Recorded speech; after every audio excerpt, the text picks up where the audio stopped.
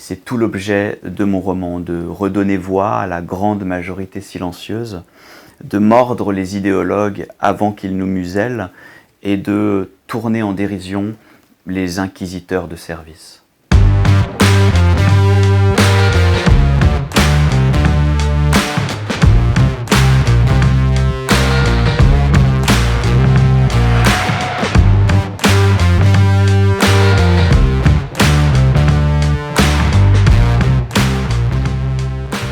Alors l'idéologie que j'interroge est essentiellement victimaire, idéologie qui s'est peu à peu muée en religion victimaire, avec ses évangiles, ses commandements, ses prières et sa grand-messe médiatique. Cette nouvelle religion qui divinise de fausses victimes n'est pas du tout une religion de paix et d'amour. Elle a sa propre police politique. Elle est friande de procès en sorcellerie et de réflexes inquisitoriaux en tout genre. Et c'est sur cette idée que j'ai bâti mon livre. L'action se passe en France dans les années 2020.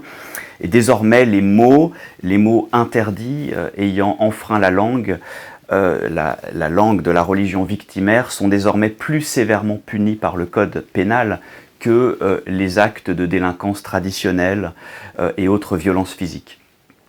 Peu à peu, les prisons se vident de leurs criminels de sang et qui sont relâchés dans la nature, faute de place, et se remplissent peu à peu de criminels de mots, d'hérétiques, ayant enfreint la langue, ayant désobéi à la grande religion du vivre ensemble.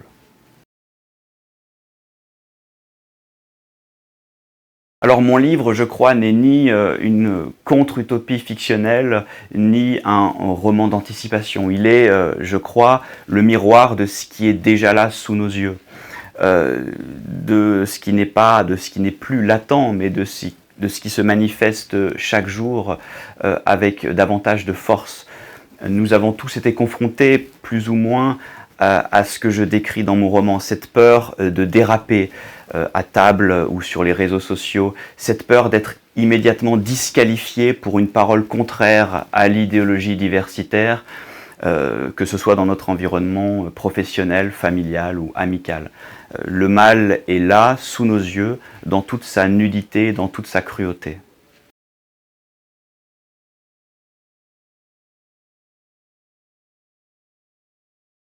Alors si le langage est un piège, si le langage est une menace qui pèse sur chacun de mes personnages, il porte aussi en lui les germes de la grande libération.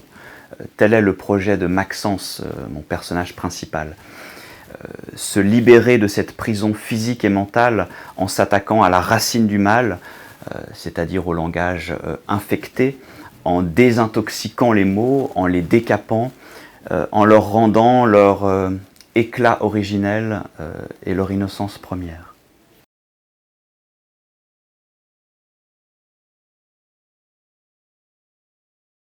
Alors je vais vous faire une confidence, mais je ne suis pas un grand spécialiste et lecteur d'Orwell.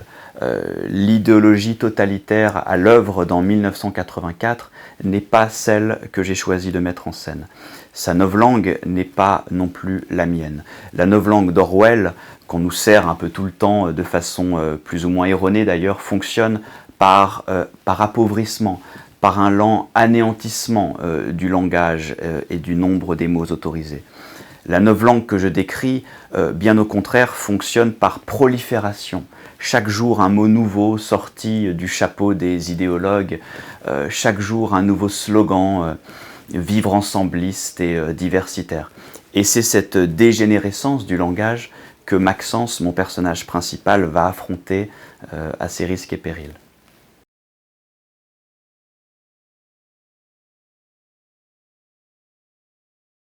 Ce sont, je crois, toujours les minorités qui, lorsqu'elles ont atteint un suffisant degré d'éclosion et d'émancipation, qui s'attaquent aux cellules d'une nation immunodéprimée.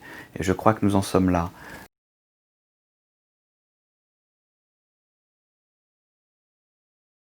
Je ne voudrais pas que mon roman s'inscrivent strictement dans le champ politique. Je pense que c'est une œuvre de fiction littéraire qui échappe à la chose politique et qui doit demeurer en paix dans son environnement naturel qui est la littérature.